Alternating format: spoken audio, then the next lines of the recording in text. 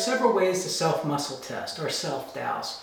The most common way is to make a ring with your finger. You can use either your index or your thumb or your middle and thumb. Take the other hand, do the same thing and interlock the two circles like this. You ask, give me absolute yes, and you tug. Give me absolute no, and tug. One will be more resistant than the other. You'll have to determine for yourself what is yes for you and what is no for you. Most commonly, it is more difficult to pull through with a yes, more easy to pull through with a no. I've seen it also done where you make a ring with one finger like this and take the other finger, interlock it, give me yes, give me no. And it's usually best when you're first starting out, give me absolute yes, give me absolute no. One will be easier, one will have more restriction to it. Another one that's very common is called sticky fingers, where you just kind of run your fingers together like this. You can do several fingers or you can do just one or two fingers. And you give me absolute yes, give me absolute no. You'll find restriction on one and the other will glide smoothly. You can also do that by taking a piece of plastic or something. It's like sometimes they call them a resonator. I've seen people have them custom made where it's a resonator or a toughness instrument sometimes used. You can run your finger around in this or back and forth like this. Give me absolute yes, give me absolute no. One will stick or drag, the other will flow smoothly. People do that with laptop computers, or I've seen them do it on the top of a desk, or like I said, a resonator or a toughness instrument. The other one is a body sway. You stand, and what I like to do when I'm doing this is I'll just take my hands and put it on my chest like this. Close your eyes, give me absolute yes, and give me absolute no. Okay, you'll sway one direction or the other. Most people with the absolute yes will sway forward. Most people with absolute no will sway away, or sway back. You'll have to determine in that as well what is yes and no for you. The one that I use is uneven fingers or uneven hands. There's two ways to do this, and those of you that have watched me muscle test will see I will use one of these or the other. My most common one, and I've used this for many, many years, is give me absolute yes, give me absolute no. You see how my hands start out with yes for me as being even, give me absolute yes, and then the absolute no for me is uneven like this. The other one is give me absolute yes, give me absolute no. Do you see how absolute yes, my fingers are even? My index finger and thumb is even, absolute no, they're uneven. When I was showing this to one student, when they said, give me absolute yes, they did this, but absolute no, they slipped off of it. So you'll have to be kind of observant to what is your absolutes. Okay, just because it's not exactly like mine doesn't mean that it's wrong. You just have to be observant and find out what is effective for you.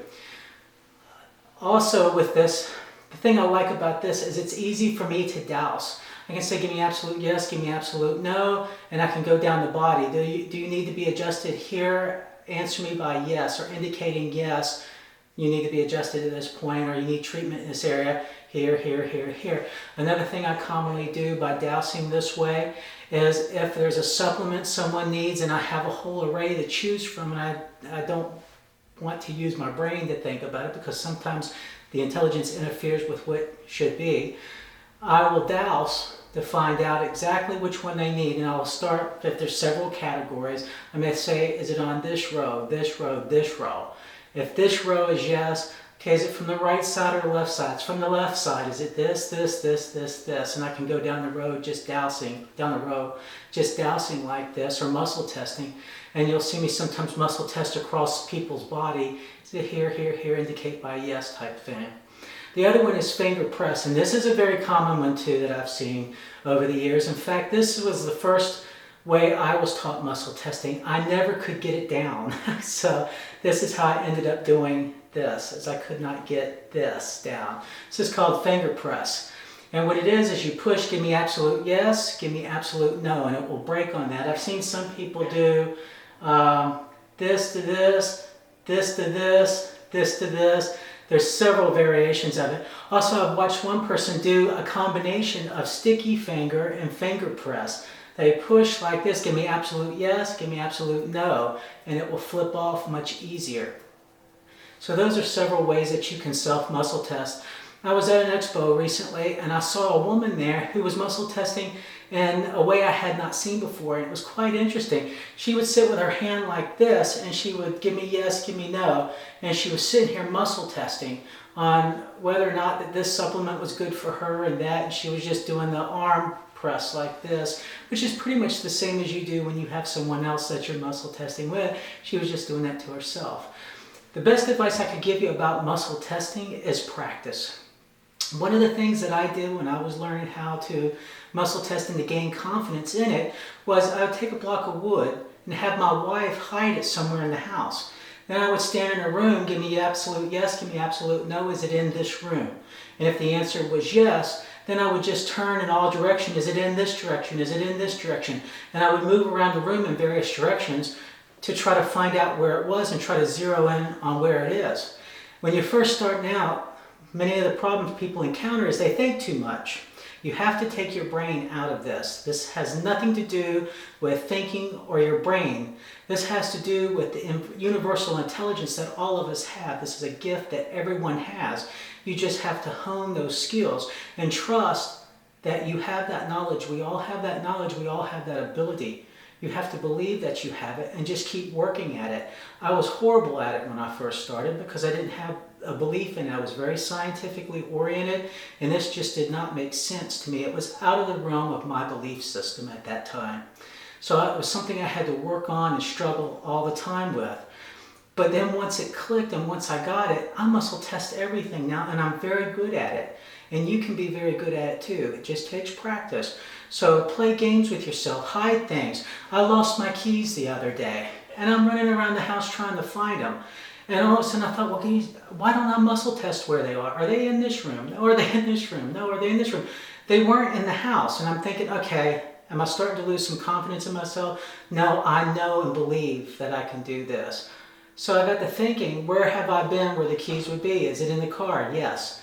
I walked out to the car and they were in the ignition. I had forgotten, left them in the ignition and gotten out the night before. But the muscle testing helped me to find where the keys are. Those are games that you can play with yourself. It's better that you have somebody hide something so that someone knows where it actually is, then you muscle test and try to find it. That's a great way to build confidence. Do keep in mind though, when you are muscle testing, do not muscle test for future events. It is not good to use it to predict the future. The reason I say this is because free will falls into play. When you're muscle testing for future events, if everything were to go as it currently is at this moment, then the end result would be this. But because we have free will, we can change future events by the choices we make today. So it's not valid and it's not wise to muscle test for future events. I've seen people try to muscle test for a lottery and various things like that. That's not wise to do that. Or the outcome of a football game or baseball game or some type of sporting event. There again, free will plays a factor in all that. Also, once you have this power, you must respect this power. This is a divine gift, in my opinion, that all of us have been given with. If you abuse it, I believe you can lose it just as easily as you gained it, probably faster.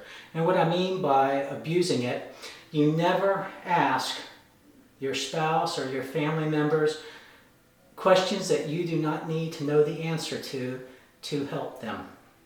I would never ask my wife questions about fidelity or how much she loves me or anything like that. I would never ask my parents, do you love my sister more, or anything like that, because these are not answers to questions I need to know to help them.